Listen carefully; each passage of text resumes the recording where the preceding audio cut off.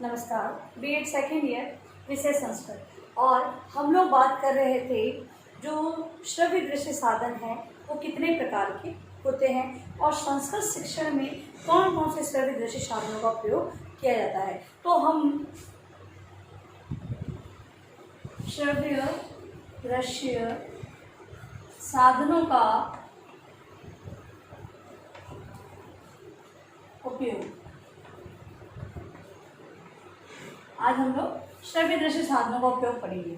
उससे पहले हम लोग बात करते हैं कि श्रव्य दृश्य साधन हमने तीन प्रकार के देखे थे, श्रव्य, दृश्य और श्रव्य दृश्य। तीन प्रकार के साधनों की बात की थी और संस्कृत शिक्षण में जिन जिन श्रव्य दृश्य साधनों के उपयोग हम लोग करते हैं और उनकी बात हम लोगों ने की थी। आज हम बात करेंगे कि श्रव्य दृश्य साधन है, क्या उनका उपयोग किया जाना चाहिए और उनका उपयोग किया जाना क्यों आवश्यक है या उनका उपयोग किस प्रकार किया जाता है, ये बात हम लोग करेंगे। तो श्रव्य दृश्य साधनों में किसका प्रयोग किया जाए और किस प्रकार किया जाए। तो श्रव्य दृश्य साधन है उनका उपयोग, जैसे कि अगर हम किसी दृश्य साधन का उपयोग कर रहे हैं यानी जो देखा जा सकता है, तो उस दृश्य साधन का उपयोग हमें कहाँ करना है, किस प्रकार की विषय वस्तु में करना है, तो उसकी कुछ संस्थितियाँ होती हैं। मतलब कि कुछ ऐसी स्थितियाँ जिन पर मतलब कोई टॉपिक है जहाँ पर हमें गति की आवश्यकता है, जिन्हें हम दृश्यों के माध्यम से दिखाकर गति के द्वारा दृश्यों को दिखाकर और बच्चों को समझा सकते हैं, तो वहाँ पर हम गति से संबंधित दृश्य साधनों का उपयोग करेंगे। यदि केवल बच्चों को व्यक्तिगत बताना है, किसी पाठ का कोई औचित्य नहीं है कि किसको चित्र से बताया जाए या उसको दृश्य साधनों से बताया जाए या श्रव्य दृश्य साधनों से बताया जाए, तो ऐसे साधन जिसके अंदर विषय वस्तु गतिमान हो, गति के माध्यम से बच्चे अच्छी तरीके से सीखें, तो वहाँ पर हम श्रव्य दृश्य साधनों का उपयोग करेंगे। तो श्रव्य दृश्य साधनों के उपयोग से क्या होगा, तो उससे क्या होगा, इससे स्पष्ट होता है। पहली बात तो यही है कि उसका उपयोग कहाँ किया जाना चाहिए, जहाँ पर आवश्यकता हो, जहाँ पर श्रव्य दृश्य साधनों के माध्यम से संप्रेषण की आवश्यकता हो, वहीं पे इनका उपयोग किया जाना चाहिए। तो इससे स्पष्ट होता है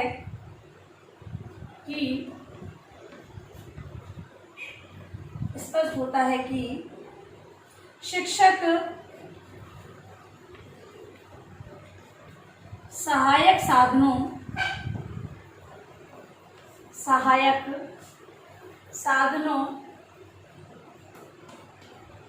का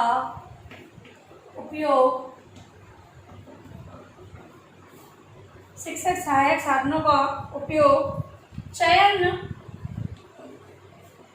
संप्रेषण की आवश्यकता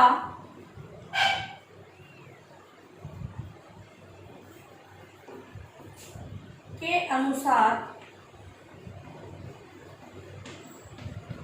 निर्धारित करता है।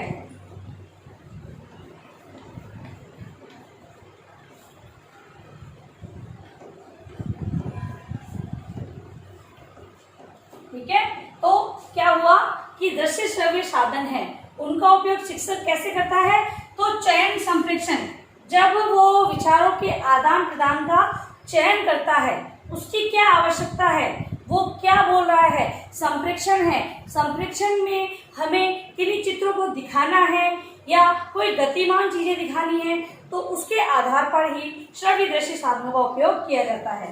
अब हम बात करेंगे कि श्रव्य दृश्य साधन कौन कौन से श्रव्य दृश्य साधनों का उपयोग संस्कृत शिक्षण के अंतर्गत किया जाता है। मतलब कि जब संस्कृत विषय पढ़ाया जाता है तो किन किन श्रव्य दृश्य साधनों का उपयोग हम कर सकते हैं और वो किस प्रकार किया जाता है।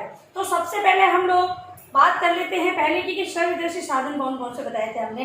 तो पहला श्रव्य, दूसरा दृश्य और तीसरा श्रव्य दृश्य। पहला हम बात करते हैं चित्र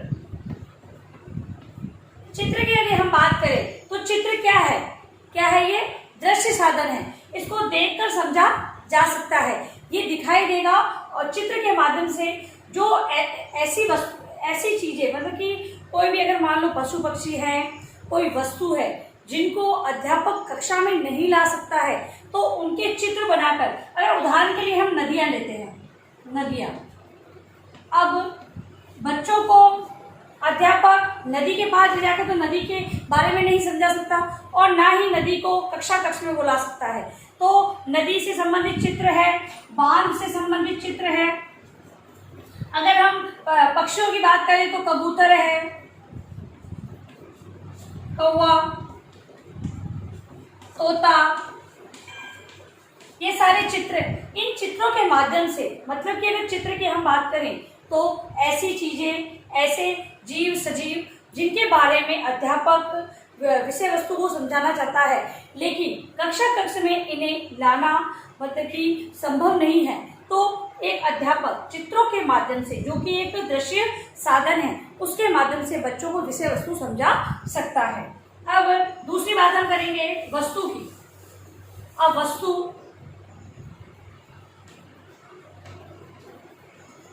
वस्तु की यदि हम बात करते हैं तो वस्तु भी एक दृश्य साधन है। वस्तु को हम सुन नहीं सकते, मतलब कि वस्तुओं के माध्यम से बच्चों को किस प्रकार समझाया जा सकता है। तो जैसे कि चावल है, अक्षत, संस्कृत में अक्षत शब्द आया, तो बच्चों को यदि चावल लाकर बता दी जाए तो बच्चे जल्दी से समझेंगे। दूध है, दुग्ध, तो दूध को भी लाकर कक्षा में एक अध्यापक बता सकता है कि दूध इस प्रकार का होता है, उससे संबंधित विशेषताएं, उसका उपयोग, उससे संबंधित सारी जानकारी और अध्यापक उस वस्तु को कक्षा कक्ष में लाकर बता सकता है। तो वस्तुओं के अंतर्गत कौन कौन से आएंगे, तो जिन्हें कक्षा कक्ष में आसानी से लाकर बच्चों को बताया जा सकता है, वो वस्तुएं दृश्य साधनों के अंतर्गत आती है या सहायक सामग्री के अंतर्गत आती है। अगर बात करें तो ये दृश्य साधन है, और यदि हम अगर कक्षा कक्ष में विषय वस्तु की बात करें तो शिक्षण अधिगम सामग्री के अंतर्गत वस्तु आती है। नेक्स्ट है प्रतिरूप। प्रतिरूप यानी मॉडल होता है।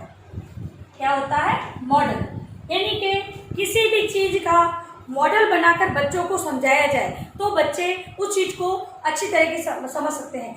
जैसे कि अगर हम किसी फैक्ट्रियों के चित्र है, कोई संबंधित वातावरण से संबंधित, पर्यावरण से संबंधित कोई मॉडल बनाए, अगर कोई पार्ट ऐसा आ जाता है कि बच्चों को आप समझा तो रहे हैं लेकिन बच्चे समझ नहीं पा रहे हैं, तो मॉडल प्रतिरूप ऐसा मतलब कि प्रभावपूर्ण होता है। प्रतिरूप एक प्रभाव उत्पन्न करता है या कहें कि विषय वस्तु को प्रभावमयी बनाता है मॉडल, जिसके आधार पर बालकों को यदि अगर पर्यावरण से संबंधित कोई मॉडल बनाकर बताया जाए तो भी वो जल्दी समझ जाते हैं। कोई फैक्ट्रियों, क्योंकि फैक्ट्री है अगर पर्यावरण से संबंधित है, इन चीज़ों को अध्यापक जाकर बताए या फिर भाई जाना तो फैक्ट्रियों में जाना तो पॉसिबल है, लेकिन परमिशन लेना और सभी बच्चों को ले जाना वहाँ पर इम्पॉसिबल होता है। इसीलिए यदि अगर उनसे संबंधित मॉडल बनाकर बच्चों को समझाया जाए तो बच्चे सही तरीके से समझेंगे। अब है श्यामपट। पांचवा क्या है हमारा? श्यामपट। यदि श्यामपट की बात करें हम तो श्यामपट को शिक्षक का मित्र कहा जाता है। श्यामपट काले रंग का, इस प्रकार के हरे रंग का, आजकल व्हाइट बोर्ड प्रचलित है, लेकिन अगर बात करें कि बहुप्रचलित रूप में तो ब्लैक बोर्ड ही काम में लिया जाता है, श्यामपट ही काम में लिया जाता है। इस पर व्हाइट चॉक से लिखने से इसमें अक्षर उभर कर आते हैं या स्पष्ट दिखाई देते हैं। जो श्यामपट है वो बहुत लंबे समय से चल रहा है, मतलब प्राचीन समय से उपयोग में लाया जा रहा है और वर्तमान में भी बहुप्रचलित रूप इसका देखा जाता है। अगर हम बात करें श्यामपट का उपयोग या महत्व की बात हम लोग करते हैं तो उपयोग तो इसका कक्षा कक्ष में किया जाता है, कहीं भी कक्षा औपचारिक अनौपचारिक शिक्षण कहीं भी हो तो श्यामपट का उपयोग किया जाता है। अब बात करें महत्व की तो महत्व कुछ बिंदुओं से हम देखेंगे। शिक्षक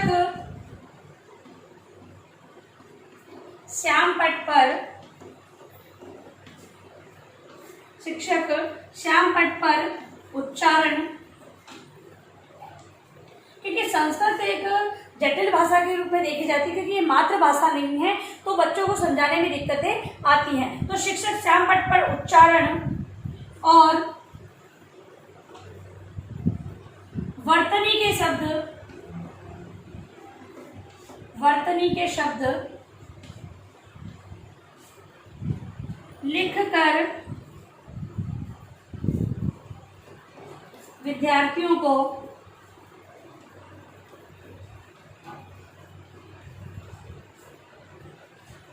अवगत कराता है। तो पहला महत्व क्या है, किस दृष्टि से है?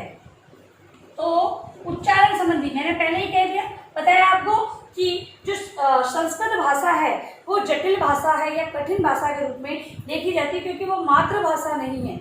इसीलिए तो एक अध्यापक को श्यामपट्ट पे उच्चारण और वर्तनी से संबंधित जो शब्द है उन्हें लिखकर ही बताना होता है। तो महत्व की दृष्टि से देखें तो श्यामपट्ट उच्चारण और वर्तनी से संबंधित शब्दों को लिखने के लिए इसका महत्व है। दूसरा,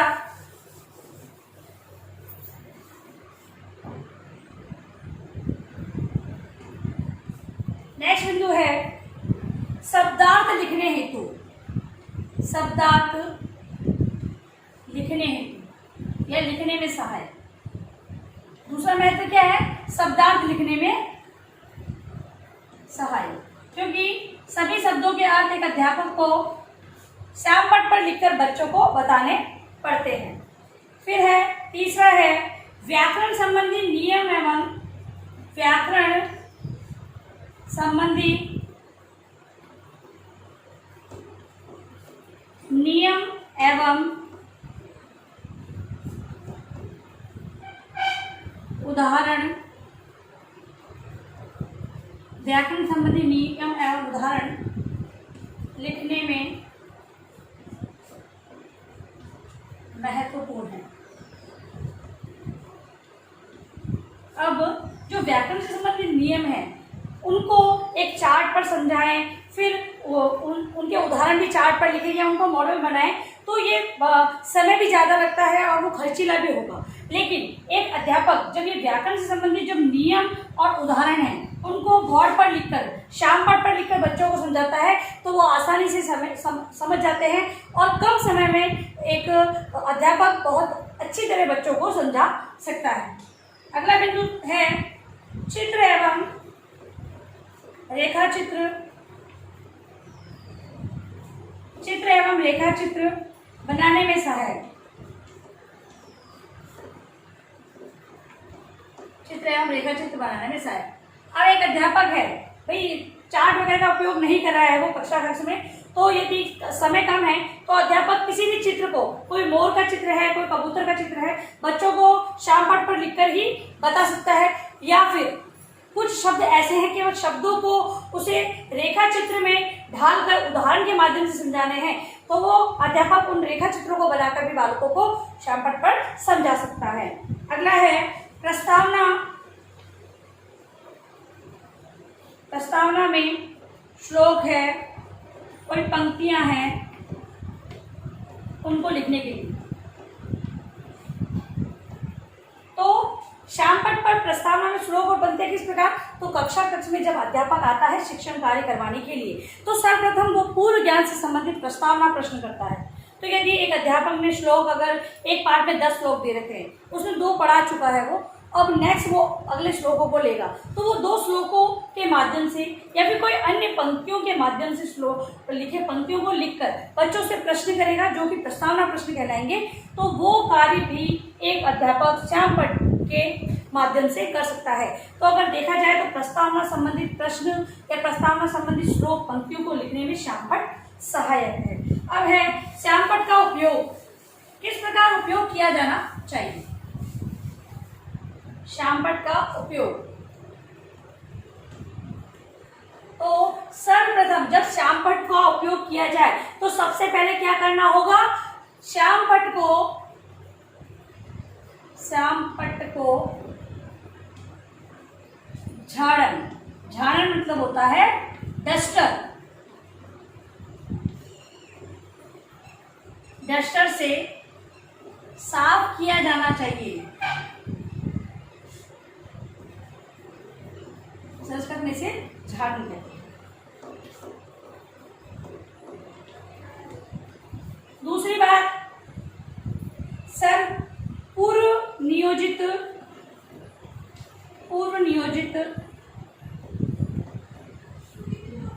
कार्य के आधार पर,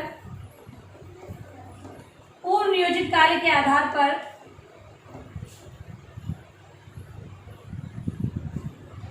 मतलब कि जो पूर्व में बिंदु निर्धारित किए गए हैं कि भाई कक्षा में एक अध्यापक कक्षा में पढ़ाने से पूर्व वो पहले ही ये निश्चित कर लेता है कि उसे श्याम पट पर किन किन चीज़ों को लिखकर बच्चों को समझाना है, तो वही बात है कि उपयोग करने से पूर्व उसे कार्य को नियोजित कर लेना चाहिए, उसी के आधार पर श्याम पट का उपयोग करना चाहिए। अगला बिंदु है शुद्ध और स्पष्ट लिखा जाए।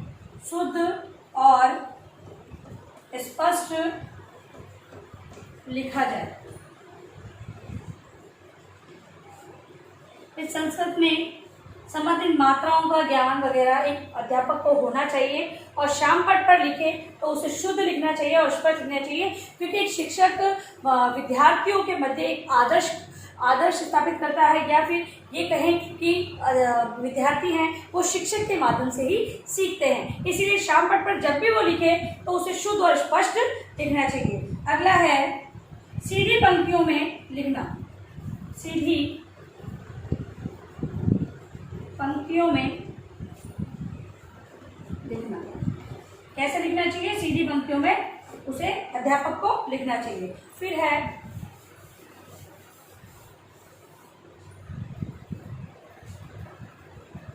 सरल और संक्षिप्त लेख हो। लेख कैसा हो? जो लेखन कार्य है वो संक्षिप्त होना चाहिए और सरल होना चाहिए। भाई संस्कृत की जो भाषा है वो लैंग्वेज कठिन है, तो उसको अन्वय करते हुए संक्षिप्त रूप में एक अध्यापक को श्याम पट पर लिखना चाहिए। नेक्स्ट है श्याम पट पर प्रकाश की पर्याप्त व्यवस्था हो। प्रकाश की पर्याप्त व्यवस्था हो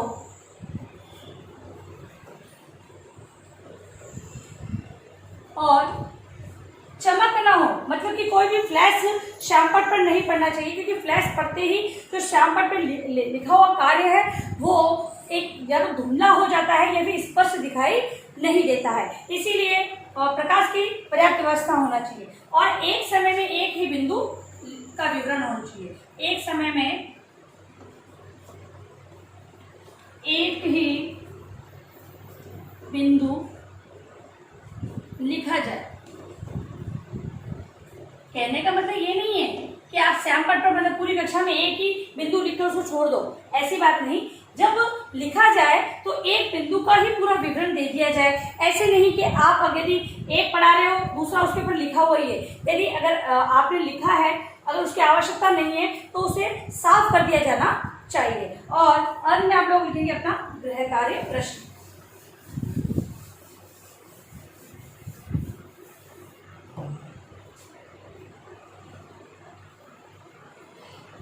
गृह कार्य प्रश्न के अंतर्गत श्रव्य दृश्य साधनों का उपयोग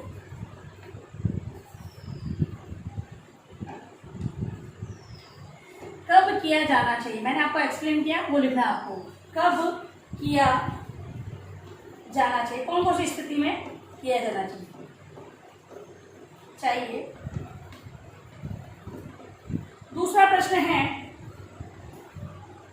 चित्र, वस्तु, प्रतिरूप और श्याम पट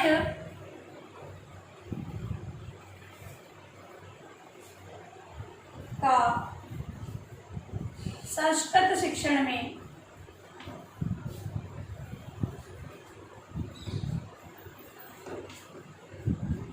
उपयोग बताइए।